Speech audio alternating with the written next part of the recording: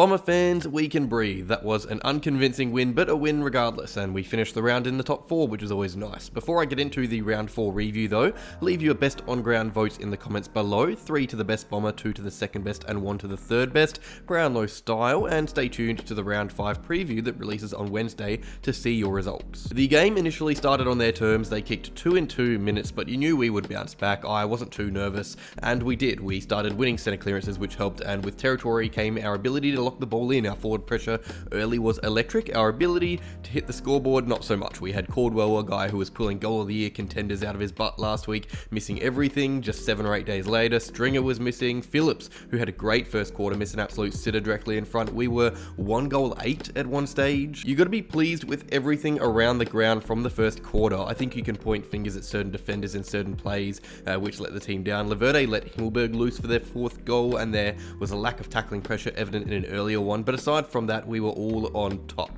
10 scoring shots to just 4, but our kicking was horrid. We were missing everything, which, when you are 4 points down, is never a bad issue to have going into a break. Sure, you would like those early goals, but you would rather be in the Essendon huddle at quarter time knowing you were on top around the ground, just needing to fix conversion. The second quarter, though, may have been one of the most frustrating terms I've watched in the last few years. We were so poor going inside 50. Parrish was fluffing entries. Davey was fluffing entries. Even Redmond, who is such a powerful kick, had a shocker going inside 50. I could name more players as well. We weren't just converting poorly, we weren't giving ourselves the opportunity to convert. It was tough because they started to get on top in patches as well. They entered their 50 more and they began to look more prominent in contests. They weren't playing that well either, though. Their field kicking ensured they couldn't get out to a lead. I will say Brad Scott is a really clever tactician, especially with magnets up forward. The 2-pronged ruck duo meant the unfortunate concussion to Wiedemann could be fixed a tad. Draper and Phillips rested deep. You would often see the rucks go straight to the forward line after the centre bounce as well. There was a clear message for some height up there, and it looked to work, especially with the other ruck sitting back waiting for the GWS rebound. Phillips in particular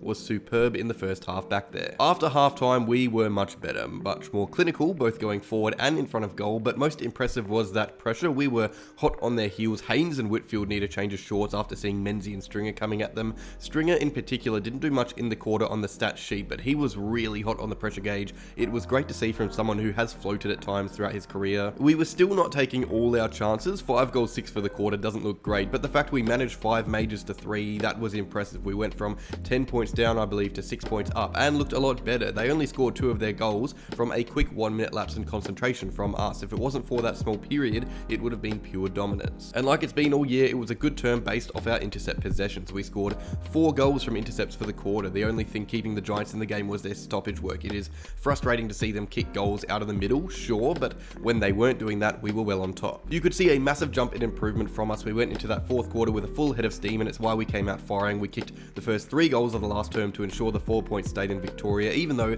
there was a late mini surge from the Orange team. They got to within 13 points, I believe, which is kind of what the margin ended up being, but our defense was always going to hold up. We only really looked under pressure when they were coming out from center clearances, so when we killed a deep entry late from center plays, we also killed the game. We were so solid defensively during open play. In the end, it was a win that should have been more comfortable than it was. You can't argue with a win, but man, it would have been good to close that one out at halftime or even 3/4 time, but our efficiency inside 50 was just so poor. It meant we had to fight it out harder than we needed to. The big difference in our play was our efficiency going forward at its best and worst. We looked shocking, especially early in that second quarter. We looked at bottom side at times. It was really hard to watch, but at its best, we were really hard to defend. You saw Taylor and Iden and Haynes especially deal with our entries so easily in the first half, but as it went on, we began to find space. Our turnover rebound game was much more dangerous when the final kick was a good one. Another key point that I got to bring up again was our pressure, especially going inside 50. We forced a lot of turnovers, which resulted in a lot of shots on goal. This was evident throughout the whole game, which was good to see. There weren't too many drop-offs like we saw against St Kilda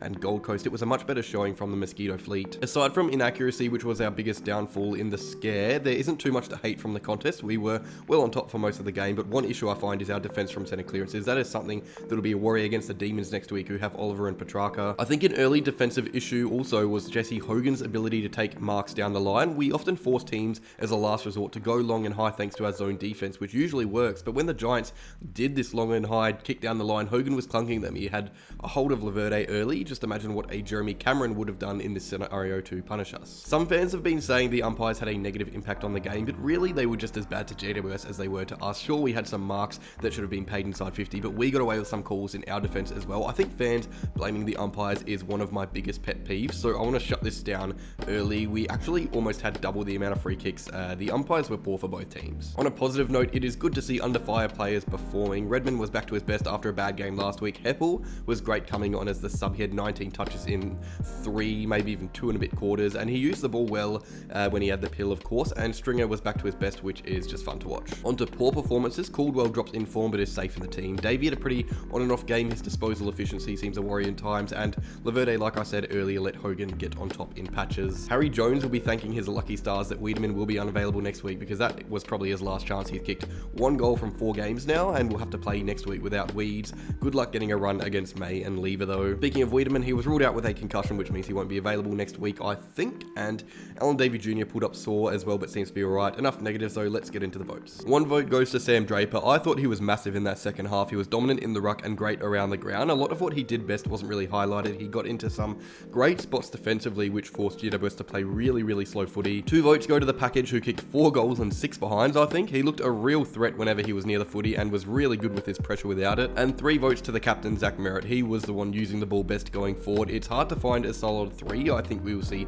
lots of different vote getters. Shield, Phillips, Menzies, Parrish, Martin, and Redmond were all in contention. That is that. A win under the belt. Not a very convincing one, but a win regardless. Leave your 3-2-1 votes in the comments below. Apologies for my croaky voice. I've been sick all weekend, but a top 4 finish makes me feel good as new. I'll see you guys on Wednesday for what should be an interesting round preview for our game against the D's.